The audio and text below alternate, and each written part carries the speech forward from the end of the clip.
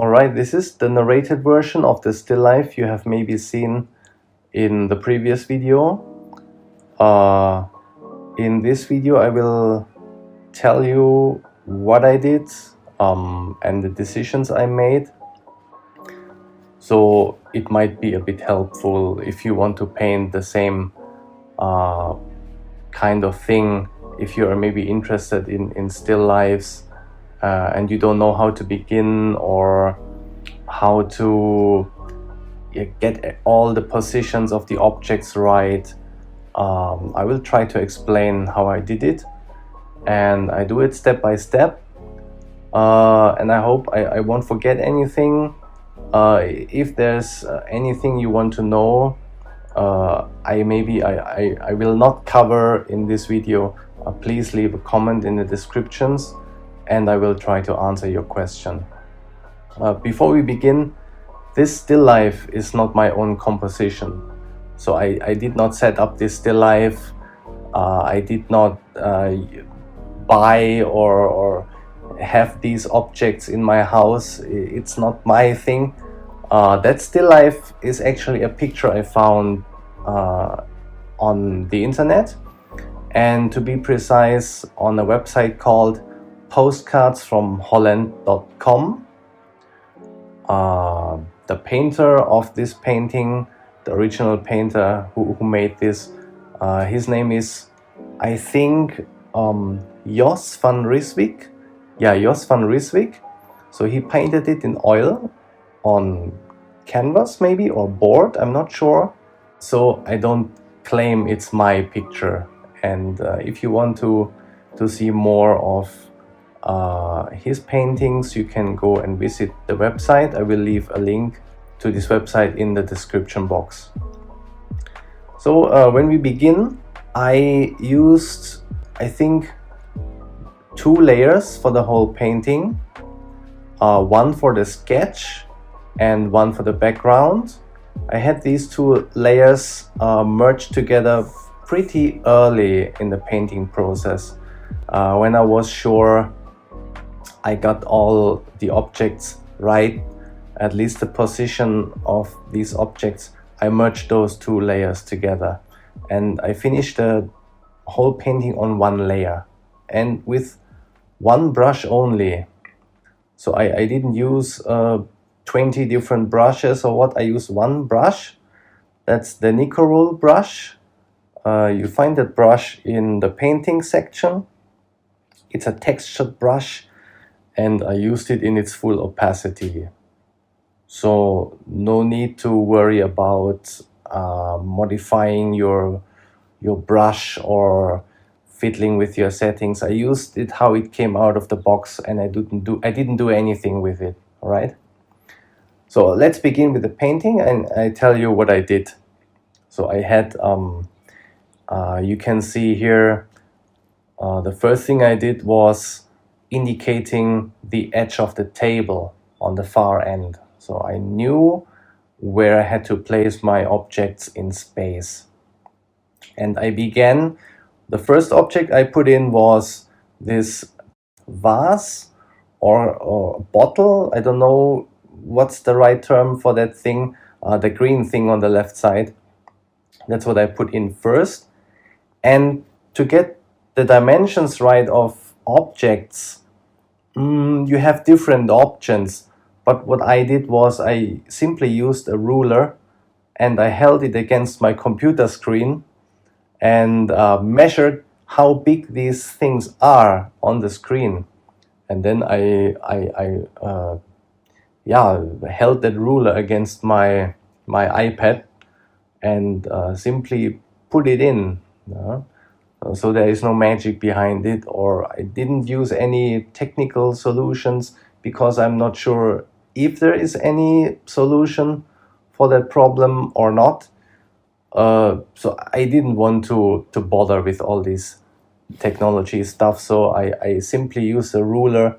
I held it against my screen. I measured how wide is that vase, how tall is that vase, and then I put it in.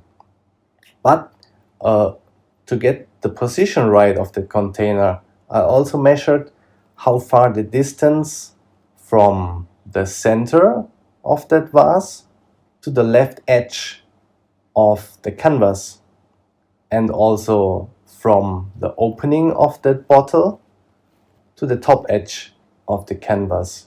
So I got it right in the end, because I measured really everything from the left corner to the edge of the canvas to the right side of the canvas. So yeah, that's what I did. Anyway, after I got in this green vase, I tried to get the position of that brass goblet right. I don't know if it's called a goblet or is it also a vase. I'm not sure. So if you know the right term, you can leave a comment in the below this video. Maybe you know what it's called. I call it a brass goblet for now, because I don't want to call the left thing a vase and the right thing a vase, and then not only you will be confused, but I as well. And I did the same thing. I used my ruler. I measured how tall is that brass goblet and how far is it from top and bottom of the canvas, and also the distance between the green vase and the brass goblet. I measured that, and how far it is from the left edge of the canvas and the right edge of the canvas. What I noticed is that they have about the same height. It's not clear to see right now, but I will change that later. But they have pretty much the same height. And what I did next is putting parts of that black bowl you can see in the background into my sketch. And I have to admit, I made a huge mistake. I should have put in the whole shape of that bowl and not only the parts that were visible, because later I had a lot of trouble with that because I got the dimensions wrong somehow, and it didn't look like one solid shape. It looked more like two pieces of black stuff in the background that didn't belong to each other.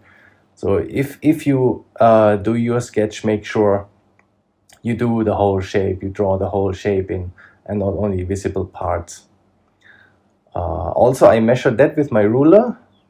After that, I put in one of the oranges, and I measured them, the distance to the edge of the canvas.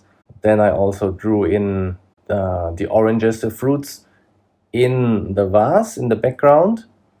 And I made the same mistake with that one orange here behind the brass goblet. I didn't draw the whole shape, which really is, I don't know why I made that mistake. I drew the left part of it that's visible and the right part that's visible, and I didn't really put in the whole thing. So later it looked just horrible and I had to adjust a lot. So don't make the same mistake. What you can see here, these weird lines on top of that orange in the middle, that will be the leaf later.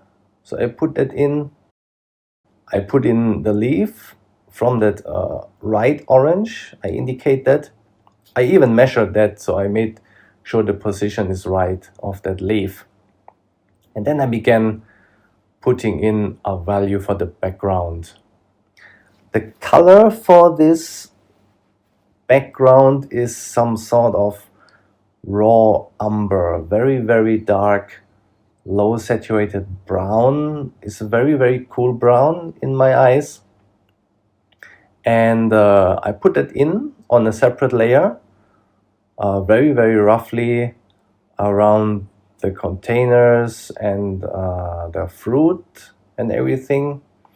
But I didn't pay too much attention to it. I will come back to the background later. I only needed some sort of background value to guide me to see how the values are of the objects on the table. The problem is if you leave the background blank, let's say you leave it white, and then you put in your colors for the objects on the table, they will most likely end up too bright, because there's a thing that's called simultaneous contrast. And if you put, let's say, a dark value in front of a white background, that dark value will look much darker than it actually is. So I used a low saturated blue greenish kind of tone for the middle part of that vase, and the closer the shape came to the light source, the more the surface was exposed to the light source, the warmer it got. And you can see that clearly here. I turned from a blue-green into a yellow-green. And for the shadow area, the area of that vase that's not so much exposed to light, I used, I believe, the same color I used for the top part of that vase, but in a darker value. So I think I only shifted the value and made it much darker, but I used the same hue and the same chroma, I think. I put in a darker shadow on the neck, because that part lays in shadow. And the next thing I did is I put values in ISO on the tabletop, because they are important as well in order to get the shadows right. Let's say I leave the table white and I draw that vase and I draw that shadow. Most likely it will end up too bright. So to avoid that, I put in this kind of brown, some sort of grayish, more neutral kind of brown in front of the vase. So when you block in these big shapes, these values that come in large amounts, the things you can see in the background, the browns and the browns on the table, try to be quite accurate, because these values are important, much more important than you think actually. Because if you just put them in and say, yeah, all right, it's background, it's not so important for me, and you put in a value that's not right, it will influence all these objects you put in later. So it will end up either too bright or too dark, and then you have to make adjustments later. And the closer you come to the finished painting, the more you will see where mistakes are in values, not only in shape but also values and color. And it sums up, and there are so many things you have to adjust and you have to correct that might cause a lot of stress. And to avoid that, simply be accurate in the beginning and try to put values in where you see them.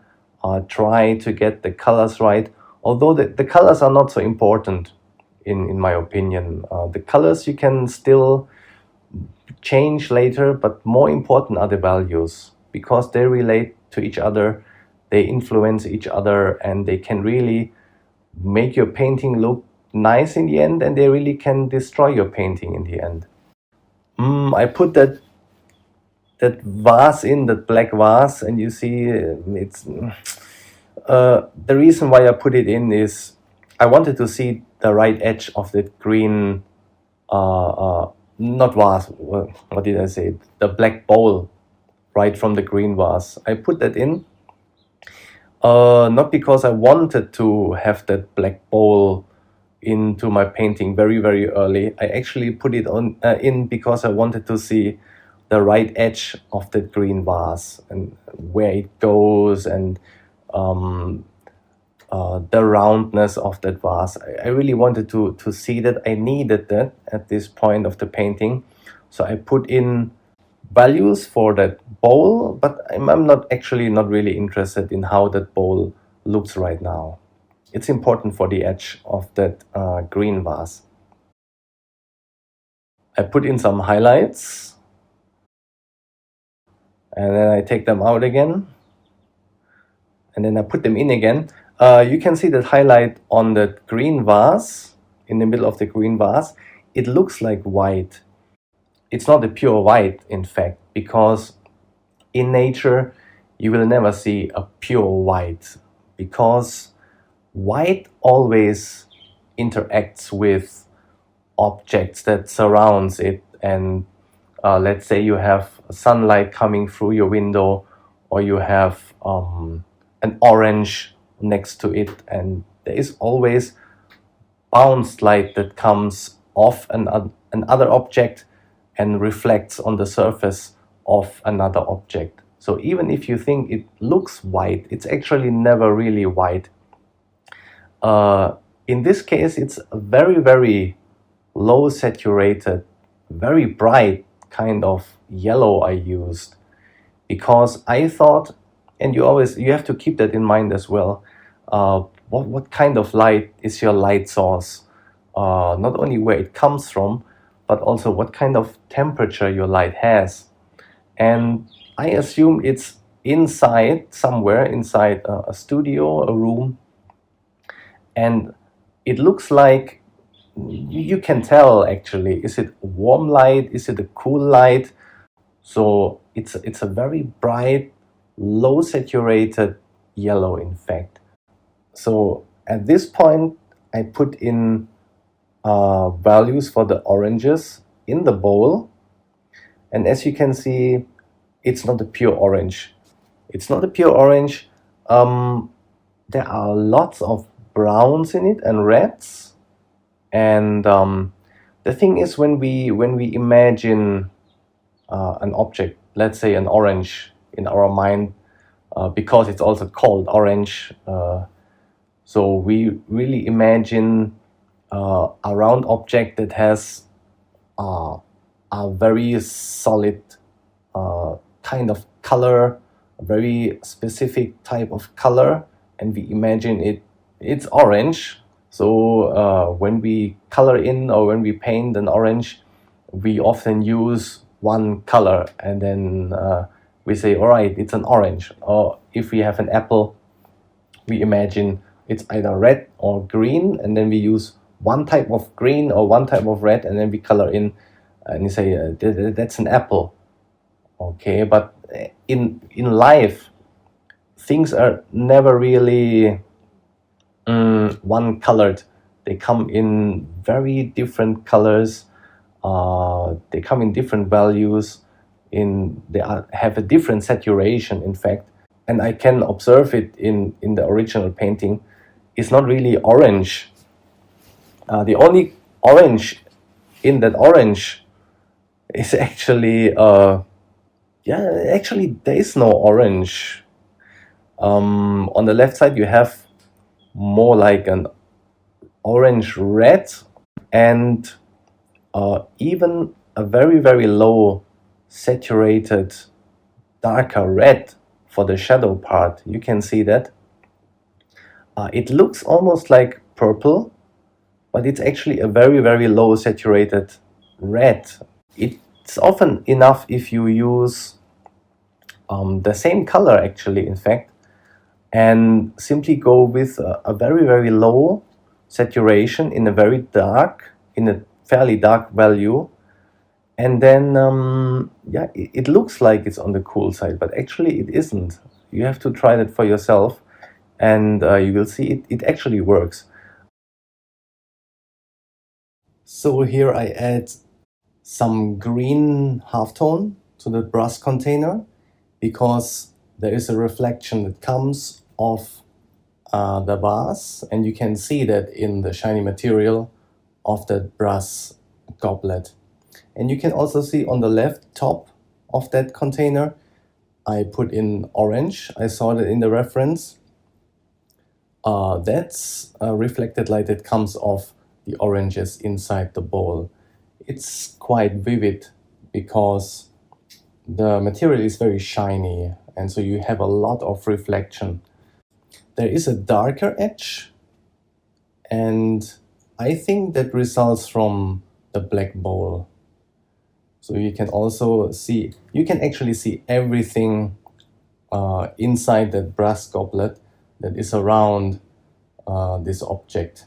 You can see the green vase, you can see the fruit, you can see the black bowl, you can see reflections of the table. And also you can see on the green vase on the right side, I put in oranges that reflects from the fruit in the bowl onto the surface of the vase. And also a bit desaturated orange on the neck of the green vase.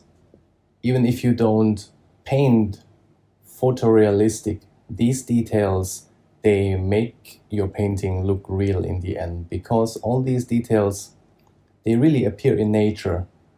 And when you are able to capture these tiny details, it will make your painting look much more realistic than if you would neglect all these tiny things. Often we do because we think these little reflections are not important for the painting. But later, all these details, they will sum up and can have a huge effect on your painting in the end. So when you see them, put them in. So I saw the values of the lower part of this bottle are much, much darker. So I darken the values, and I also put in the edge of the table.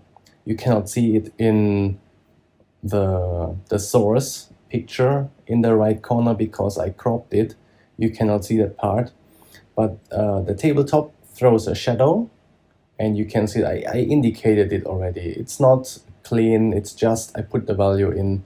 It's not a straight line. I don't care about it so far.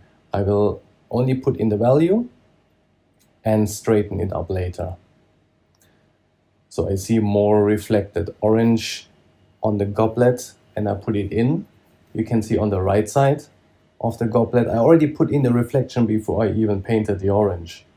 And I continue a bit painting the bowl and the foot of the goblet. I put in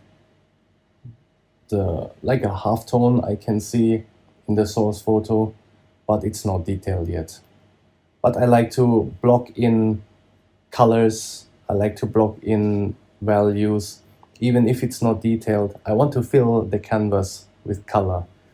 You don't need to bother with white spots. If you have the chance, always put in at least a base color, a half tone. All the details in the values you can take care later. But if you can, try to cover your canvas with paint.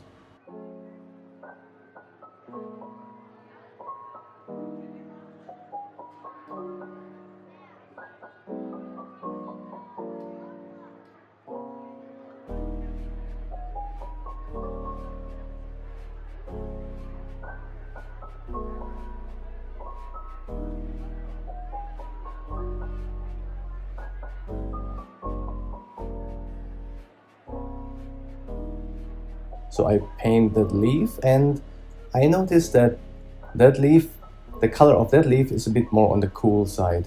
If you compare that leaf inside the bowl with the leaf on the right orange, the leaf inside the bowl is much bluer. There is more blue.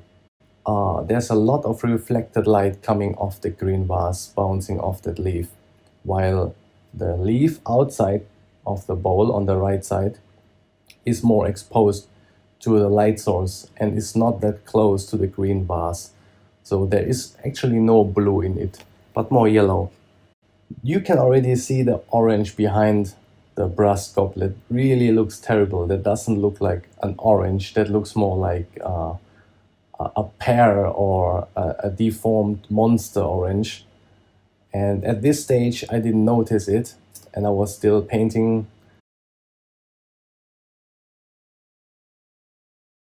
So here comes the second leaf. And I decided to go with a very bright halftone in first.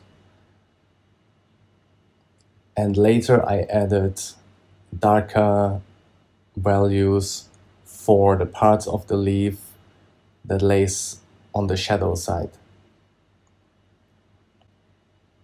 And the good thing about painting everything on one layer is you don't need to find the layer first you want to paint on.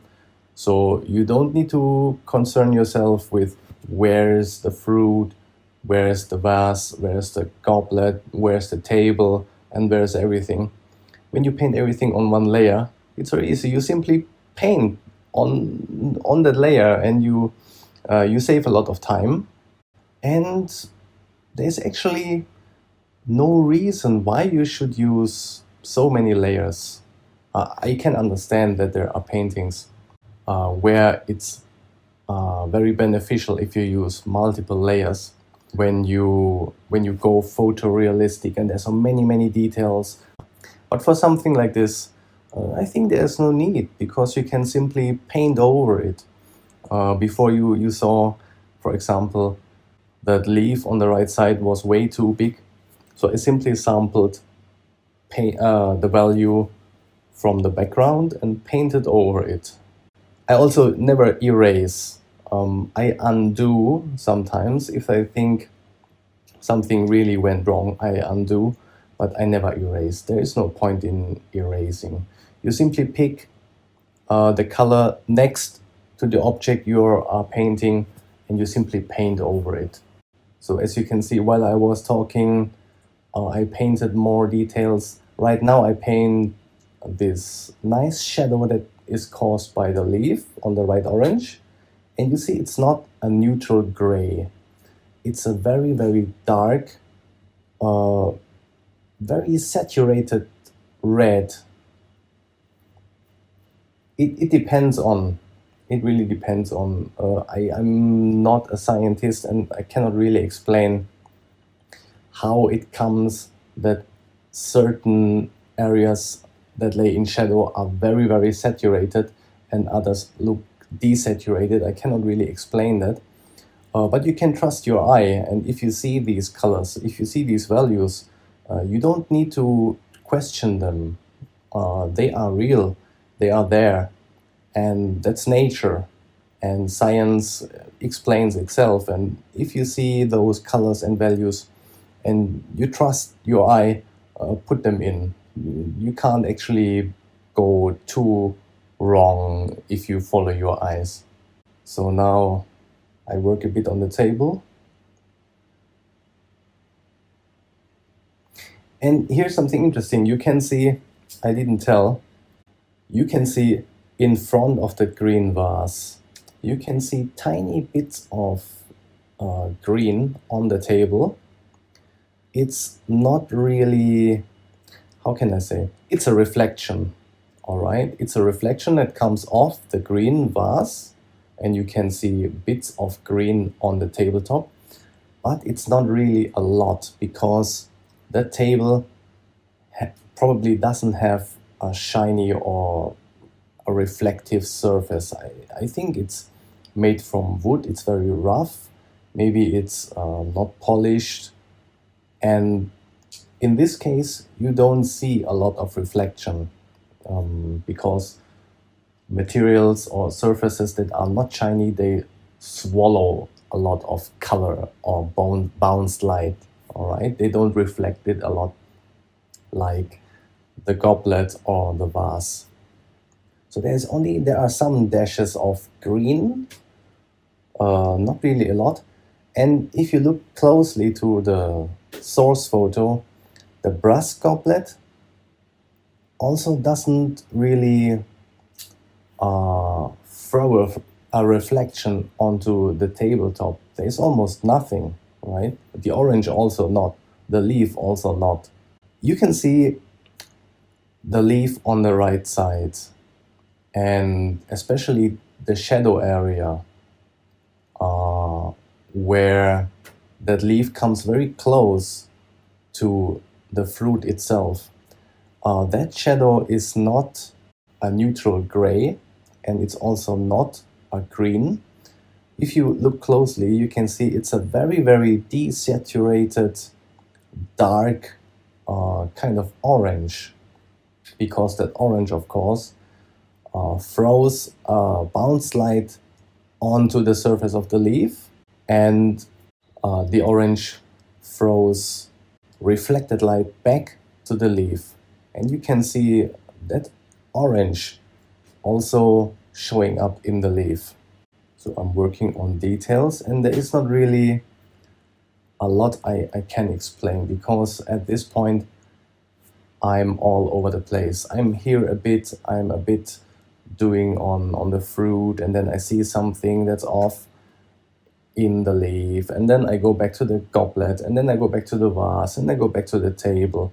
And then right now I'm working on the shadow underneath the orange.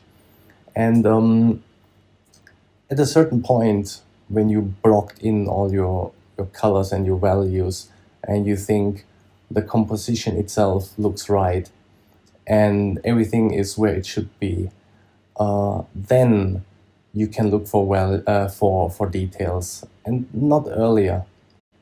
You should first get your composition right. You should get your values right, and then after that you can focus on the details. I also didn't blend or smudge.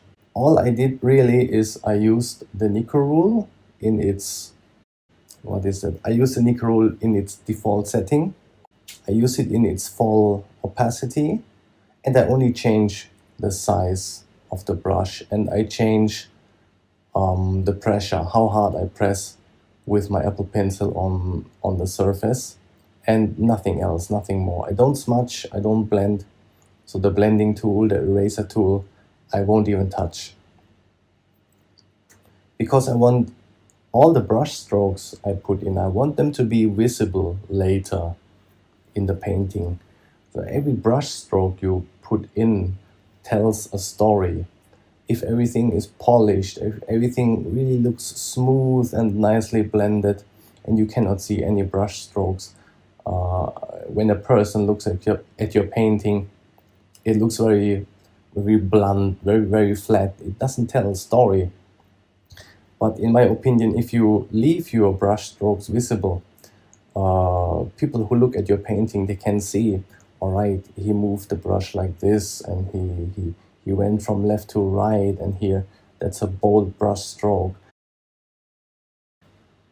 So since most of the things I'm doing now is adding details, there is not really much I could add. So I think I will go into time-lapse. And as I said, I'm all over the place, and let you watch it in peace without me talking over it.